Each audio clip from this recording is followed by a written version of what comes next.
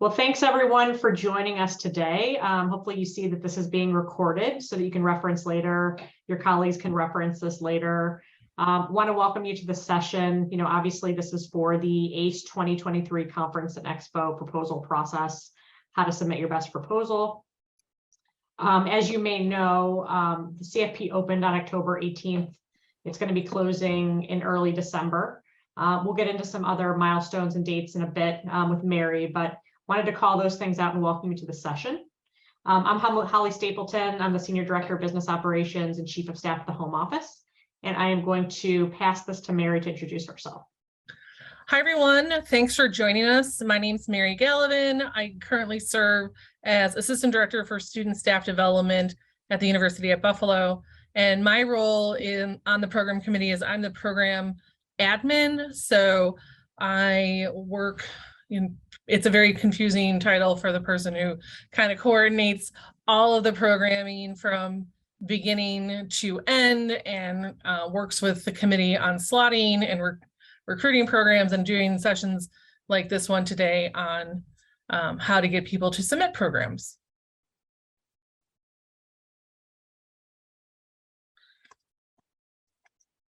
All right. So I know Holly briefly talked about some milestones, and then she'll also put into the chat if you haven't seen it yet, but it is on the ACUHO-I site. But we have opened our call for programs on October 18th, which seems like yesterday, but was about almost a month ago at this point in time. And we're looking forward to getting all of everybody's proposals in on December 1st. And then after that period of time, we go into a review period and notify presenters in mid-February. With our conference dates this year, June 26th to 29th in Portland, Oregon. And I know everyone's been looking because I also look to see when registration's opening, and that will be coming soon to a inbox near you because there will be information coming out on the ACUHO-I connections that comes out on Tuesday afternoons. So I wanted to give you all a brief overview of things that Holly and I will be covering today.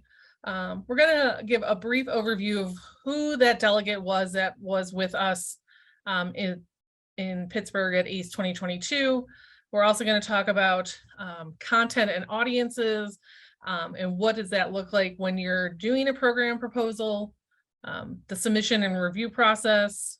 Then we're going to do a quick demo and the basics of submitting a proposal and what that looks like, and then end up with the different types of programs that we are going to be recruiting and looking for.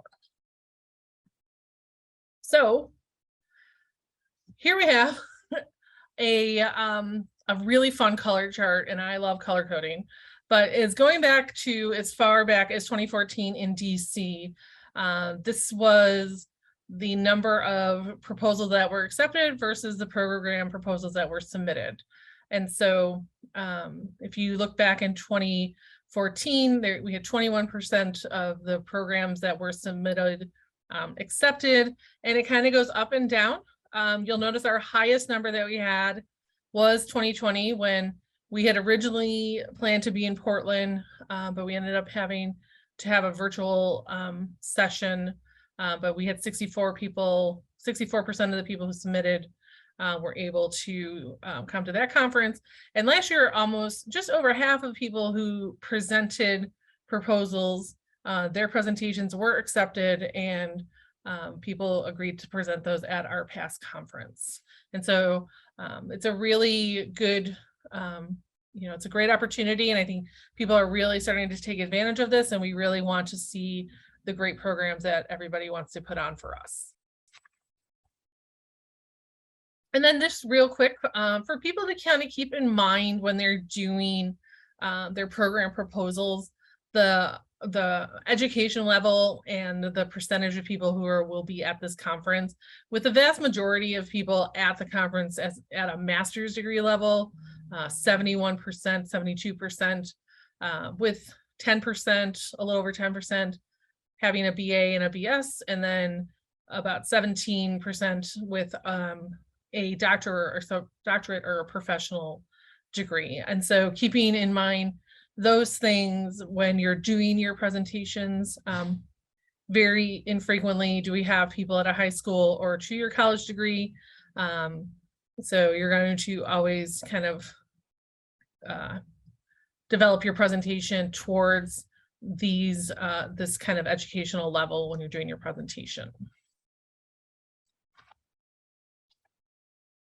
And then regions, and we had some really strong regional representation over the years. ACUHO was our largest percentage of people who attended, in part because they're also one of the largest regions with the most colleges in the US, with AIMHO being out in the West.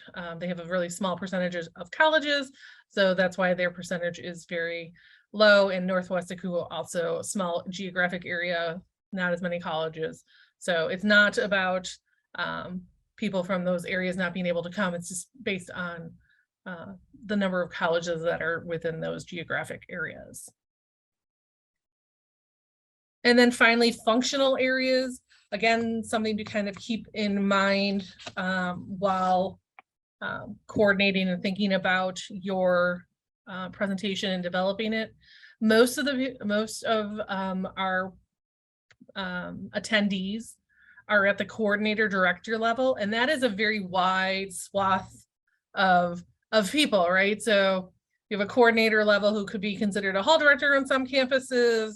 A coordinator level could be somebody who's running an entire department. A director could be a hall director or a director of a department. And so it's a very large assortment of people that fall within that title. CEOs, presidents, SHOs are our next group, but the coordinator director group is the largest percentage of people who do attend the conference. Great, thanks, Mary. So we wanted to talk just really briefly about the target topics of interest for the association in 2023, because this really informs the topics that are in play for the conference and expo. As hopefully many of you know, the association recently engaged in a project on behalf of the profession called the Future of the Profession. This is a strategic initiative dictated by the board. And basically what it's been asked to do is to take a deep look at the internal and external factors impacting higher education, specifically campus housing. And part of this process was identifying 8 core imperative areas that are particularly impacted, and really hone in on those things, explore those things, and come up with resources on how to help folks in the field with these types of variables impacting their work. And so I think this is really neat that the program committee decided to do this. The target topics for 2023 are those 8 imperative areas plus some others. This next slide that I just brought up, which has a pretty nice visualization, has those 8 topic areas. There are additionally a few other topic areas that they wanted to add to be inclusive of a lot of different components. So leadership engagement is an additional one, residential education is an additional one, corporate and affiliate partnerships is also an additional one. There is also the option on the call for proposals for you to say other and then select by open entry, a topic that most fits what your proposal deals with. But this is a very strategic move by the program committee that I think will really lend itself to a really meaningful conference, especially given what everyone's contending with.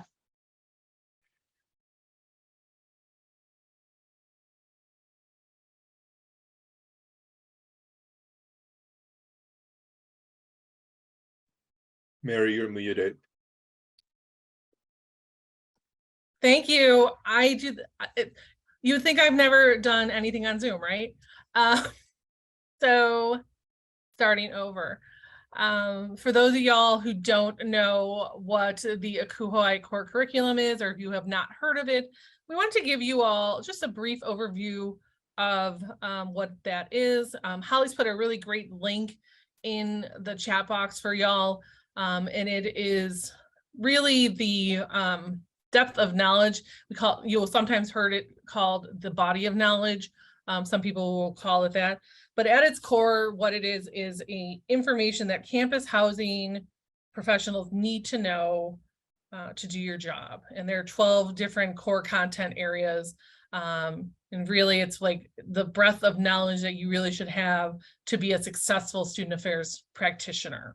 And I'd really recommend like downloading it, keeping it with you, because I have accessed it more and used that more as a reference for myself than I think any other. So these are the 12 core competencies, and you can see them. They are in blue. And then underneath that, you will see the core content areas in green. And then we have kind of like subdomains underneath those in black. So underneath evaluation and planning, you will see the falls underneath that as assessment, research, policy, etc.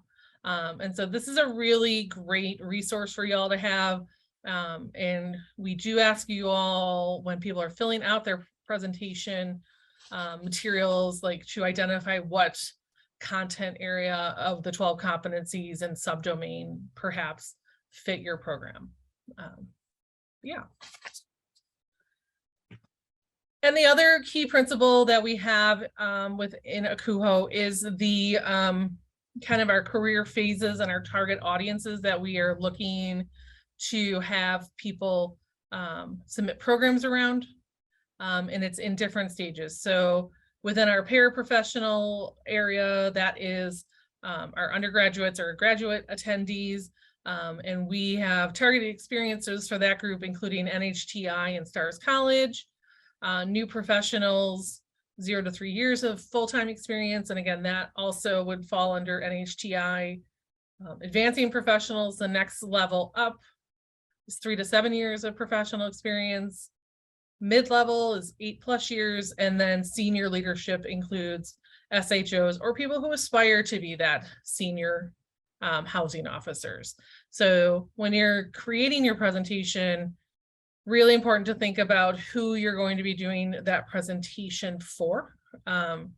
If you are going to do something for new professionals, then you're creating content for people who have been in the field for somewhere between 0 to 3 years and have really just left their graduate experience looking to really gain as much knowledge as they can from people within this field.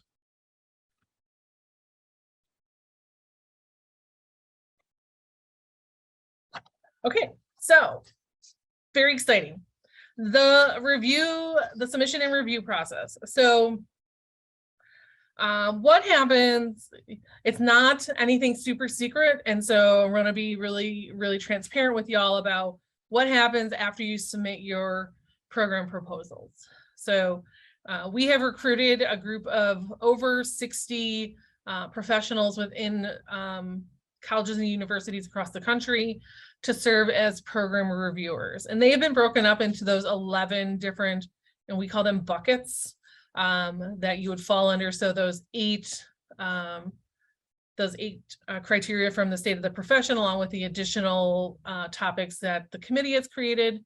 And we give that group of people about 2 weeks to go through and review and score your proposals from a scale of 1 to 4 based on this 1 to 4 scale. So is it of high quality, including depth and clarity? Like, if I'm able to read it, I can follow the thought process. I understand what it's saying. You know, I don't have any questions after I've read it. 4. Did they select the right core competency? Yes, 4. The position, the description fits the proposal. So if your position, we ask people to look for, if somebody writes a proposal that they want to talk about meal plans, and their description talks about meal plans, but their proposal talks about something completely different, though they're not matching up. And so we want those to be matched up.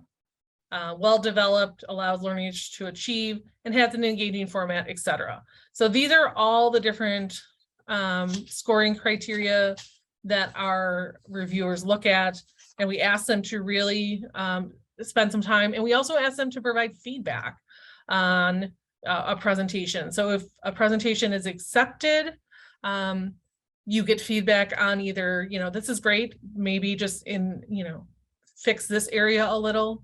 The content is really appropriate. You might have missed this topic that could fit into it, or you're only talking about your individual school. There are other universities that, you know, how does this translate and how can you bring it to other schools?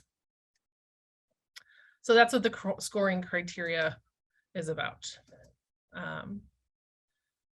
So what this is an example of an abstract, a proposal that was put in for a program, and everybody is asked to do this. So this says, you know, this session will discuss the ways in which new technologies and approaches can be combined with established traditional practices to produce your own live web shows on your campus. By producing effective and professional web shows, institutions of all types can impact student recruitment and retention, resident education, and reach students who otherwise may be inaccessible through traditional methods alone. So this proposal, even just looking at it, it really catches your eye because it talks about a few things. It talks about technology. It talks about how it can be used on different campuses, and talks about recruitment, retention, residential education, and connecting with students that you might not have connected with in the past.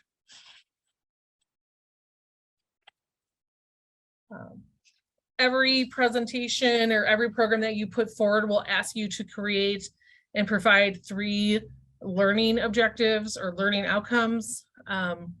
If you haven't written a learning outcome in the past, or you're looking for information on how to write learning outcomes, and I think many people really are looking and writing them, and most people have, but I enjoy Bloom's taxonomy as a great reference for writing a learning objective and a learning outcome for a presentation. So the learning objectives should be what is covered within your presentation. So participants will learn how to host a live web show with students and stakeholders in a way that supports and enhances student learning. Participants will learn how to recruit and train paraprofessional staff to create live productions that are professional, impactful, and engaging. And participants will learn how to use live web shows to engage and empower students who otherwise would not attend traditional programs. All of these are indicating this is what the participant will learn, and this is what they will take from this session. Learning objectives are something that we will focus on in doing our review, because it tells us what we're going to see in your proposal. And so we ask our reviewers to compare the learning objectives with what is written in the proposal to make sure they connect, and to make sure that we are able to see how those things are being brought to our participants. All right, so this is a lot of words, so I'm not going to read it all for you, but some key takeaways on this page and on the next page, which there are 2 sections for our program proposal. But the first bullet to look at is to highlight is the first one, which talks about this session being 75% presentation, 25% discussion. So breaking down what the types of information and how that information is going to be conveyed to the people who are at your presentation. Keeping in mind different learning styles that people have, trying always to do, try to use multiple different types of learning styles when you're doing your presentation, or when you're writing your outline, that you are going to keep in mind different learning styles. I have written many proposals over the years, and I always include in a presentation that I'm doing a visual cue. So a handout for people who are visual learners. You have a discussion-based conversation for people who are auditory learners, and then some presentations. The other part to take from this is that each of the session topics, or what is going to be covered, is broken down in a certain amount of time. Like, we're going to do applications and we're going to talk for 10 minutes. we're going to create the show and it's going to take 10 minutes. All of that should add up to 50 minutes. So this screen and then the screen after that also has the other part of what that outline looks like. So, and then the conclusion talking about what this looks like. So, other things to think about, the rationale when writing a proposal, and every proposal that we get, we really do take our time and take the energy to review it and provide feedback if we can. That remembering that your topic is relevant and unique and seems to identify a topic that is quote unquote needed. The title is descriptive of what the presentation is going to be about. I had a colleague once who said if you put Palooza on the end of every presentation, people automatically go and see it. I'm like, no, they won't, because that makes no sense. And he was proved wrong when people didn't go to his presentation because it didn't make any sense. That your presentation isn't, and your program isn't campus specific. So we have people who come to our campus, come to our conferences, and it is an international conference.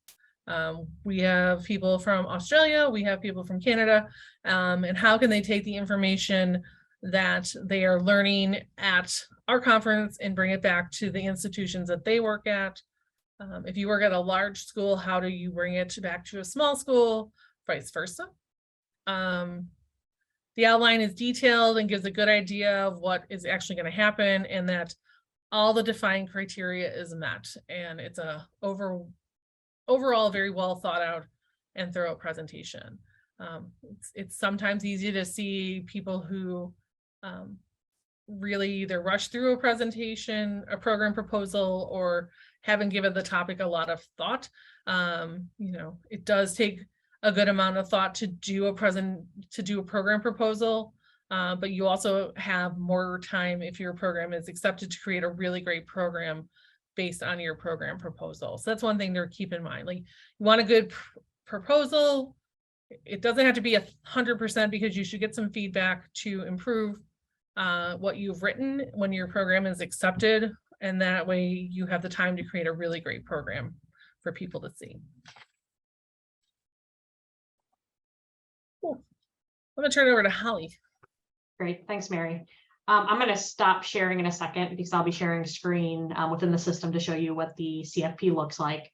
But a couple things I wanted to call out here. One, where to find the link and how to submit, and we'll talk about that in a second. How to add other presenters. Often people submit proposals with others or on behalf of others, so two of those things can be true. And then also a note about drafts and the fact that things need to be submitted in one sitting, can't save and return. So kind of strategies on how to manage that piece. So I'm going to stop sharing with my current screen and do this. Okay.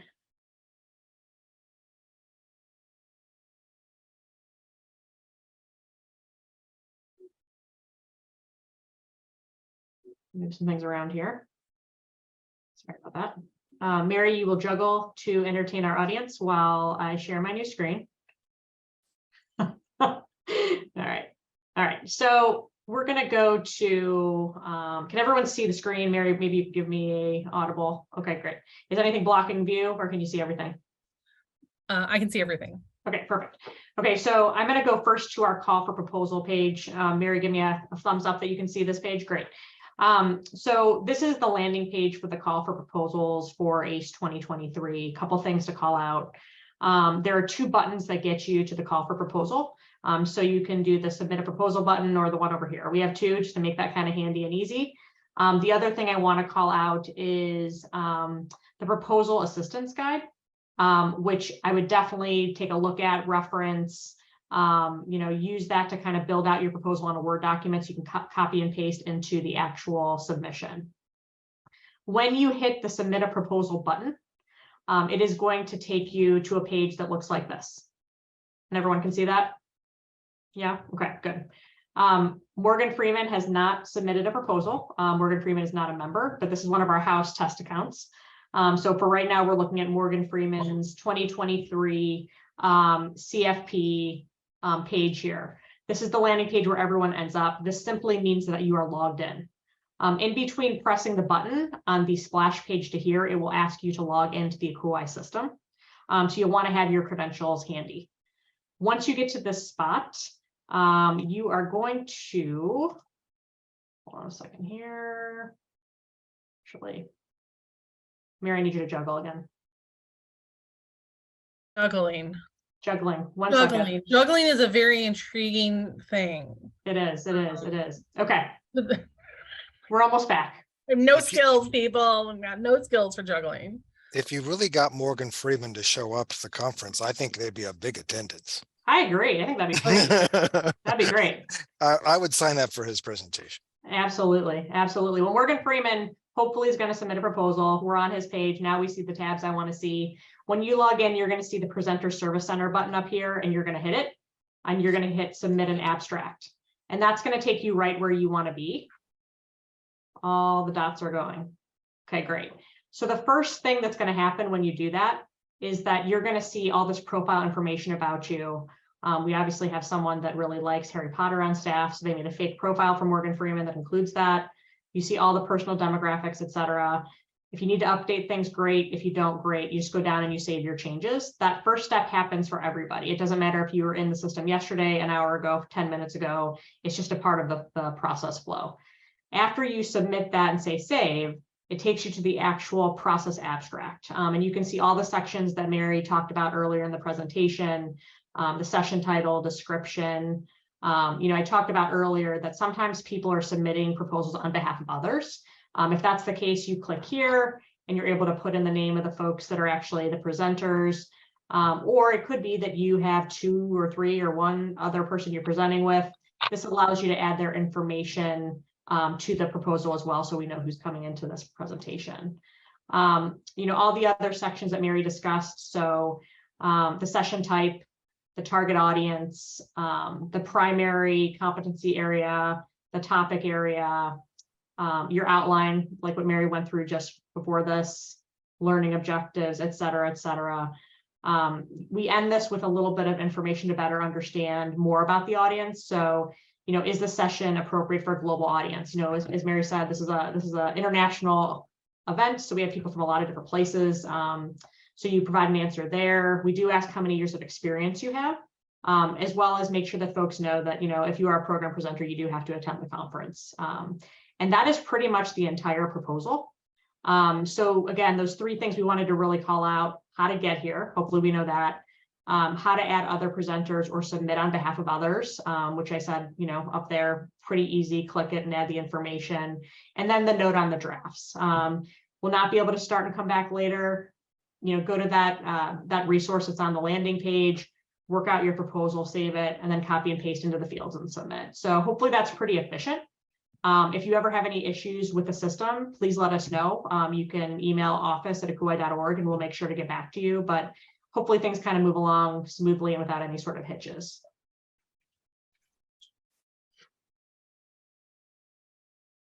Great. All right. More juggling by Mary. Yes, back. The one recommendation that I would absolutely encourage you all to do is to read the form that Holly had pointed out, that on how to write your proposal, that is on the landing page. It's very helpful. I print it every year that I go and I want to put my information in for presenting, and I utilize that when I'm creating my proposal. So this year we're looking at 4 different program types. The first is we're adding this year is looking for pre-conference sessions, which are 180-minute sessions, so 3 hours. So these extended sessions provide a thorough examination of a topic. We have had these in the past, and it's always been one of these, oh my gosh, what are we going to do? How are we going to fill, pre-conference topics? And so this year we're actually adding it as an option for one or a group of people to create a pre-conference session on a topic that they have been doing on their campus that they think would be great. So whether it is something on, food insecurity or paraprofessional student staffing, whatever that may be, student training.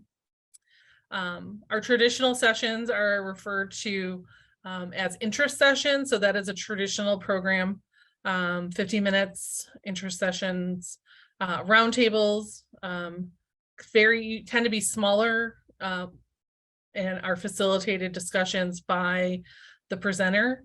And then the last is a panel discussion. So whether it is faculty or you have a group of people who have done some facilities work or whatever that may be, those tend to be some strong panel type presentations. And then just some tips and tricks. And I think I talked a little about some of these, but to make your presentation unique if you can. So utilize the different types of learning styles, utilize the technology that you have at hand, show how that you're going to include that active participation. We go to these sessions, and after 2 days of sitting in a session and all you're listening to is somebody talk, when you get to a session where there's ways to be interactive and connect with people, it's just like a great breath of fresh air. And those sessions really are just some of the most memorable sessions that people go to. Create that well-developed outline. Outlines are 500 words. And so you may think, hey, that's not a lot of words, but it actually is. And you're able to put a lot of information into 500 words. So I would recommend using that word count feature in Word. It tells you how many words that you've used. If you have the ability to provide multiple perspectives from different campuses, please do that. So whether that's your experience or somebody that you're working with, provide some data and outcomes that support your program and support the program that you want to put forward. The other tip is making sure that your issues are timely and talk about best practices. And then I cannot stress this enough is to type your proposal in a Word document, save it, and then copy and paste that information into that abstract. That is probably the number one, it should be on there 7 times. Please do this because it really is such an important part that will help your program proposal come together. And you don't have to do it all in one sitting, do a little bit at a time, figure things out, write it, rewrite it, have somebody look at it. Your deadline is, again, the 1st, so please get that in by that date. So we would love to answer questions that you have. Mary, I have one question. Sure. Because I just did a presentation about professional development and ACUHO, and they asked me to do they said, oh, this would be a great presentation for a bigger conference for ACUHO-I, but they said I should break into 2 parts. So if it is a presentation that builds on each other, like a 2 50-minute presentation, do you have any suggestions or hints of how to submit the proposal? Sure. I would recommend that, because we can do back-to-back sessions. We've done that in the past, and I would recommend submitting 2 proposals, breaking it up so that they're both 50 minutes, and putting whatever the name of the proposal is something like, this is my proposal part 1, fill out the form, and then this is my proposal part 2, and fill out the form. But where I said this is my proposal, you're actually putting in the title of the proposal. So I would recommend doing that. And then we have, with some of our special sessions with the honor committee, we have somebody who works with people who are doing these types of presentations so that we can, make sure that those sessions are being done back to back, that people are being able to get that quick 10-minute break that they probably need after 50 minutes before you move into the second part of the presentation. Cool, thank you. Yeah.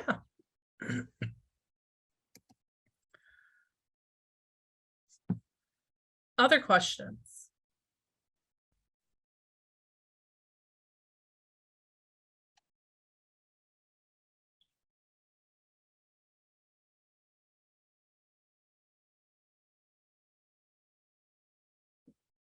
Hi, Mary. I do have one question. Sure. What types of medium are available for a presenter? Is it a screen? Are we providing printouts? Like how many, how much? Like how do we prepare for different types of engagement with the audience? Right. So, and Holly may know more information about the technology, but we've always been able to do compute, like there will be a projector there. We have had people have to bring their own laptops in the past. Other places it's been available, but usually we say bring your own laptop, just so that you have that available for the presentation. We have a full tech group on site if you run into issues with technology.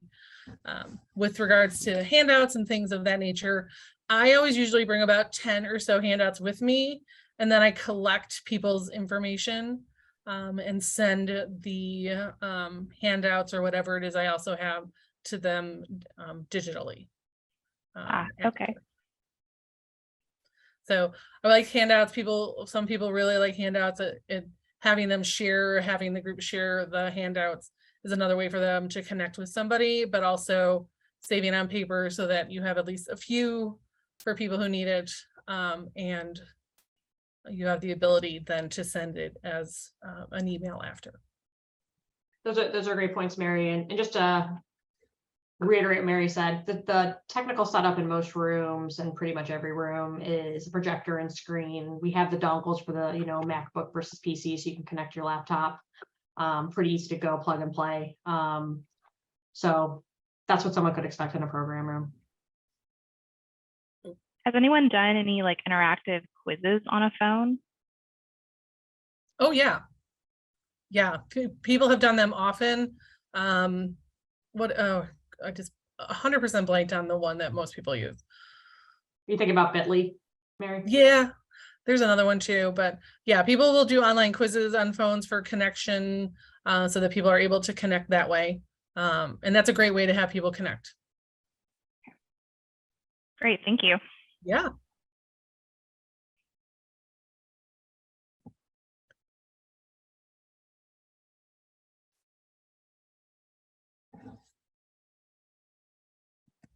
Okay. So I put my email address in the chat, and if you want to write it down, but it's Meg and then the number 9 at buffalo.edu. If you have questions about a program proposal, feel free to send me an email. You can, I will respond. I'm usually pretty quick, but I've been trying to give myself some breaks on the weekends, but please email me if you have questions about the proposal. This presentation also, we have recorded it, so it will go up on the ACUHO-I YouTube channel at some point in time, but you can also feel free to reach out to myself, the committee, or if you have questions, the office and Holly as well. Great.